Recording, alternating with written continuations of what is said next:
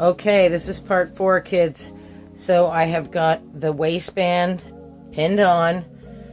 The zipper space is still open and waiting, and I'm not even thinking about it yet because I'm a little scared of zippers.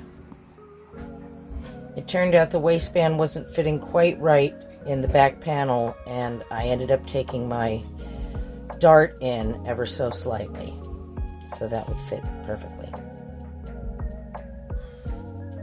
Okay, let's get this ready.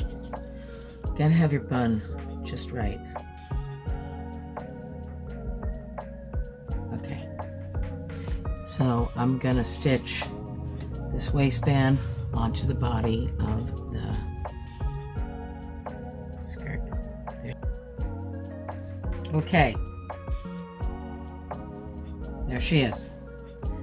Now I have to repeat the process with the inner facing part of the waistband. So I'll show you that when it's pinned.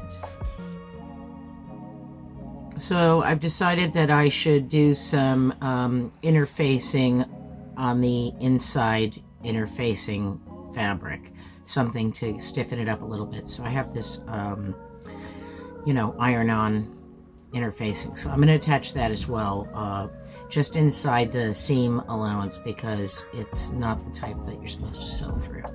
So, but it's nice and it will make it stand nice and clean.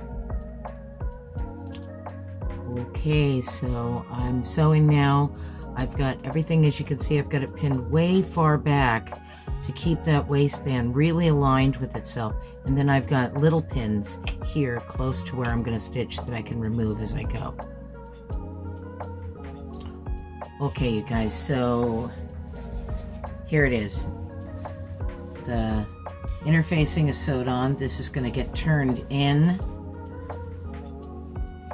at the end here, but I believe my next step is getting that zipper in place here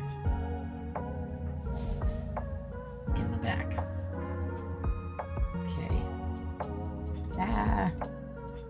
Turns out my interfacing, I was supposed to iron down a 1/2 inch edge, so I've marked that off with my little gauge, and I'm gonna iron this in.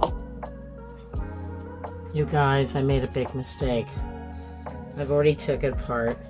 I had my waistband on upside down, so I took it completely off, and I'm gonna sew it together like this in a band, and then I'm gonna reattach it to the skirt. Part 5 coming up.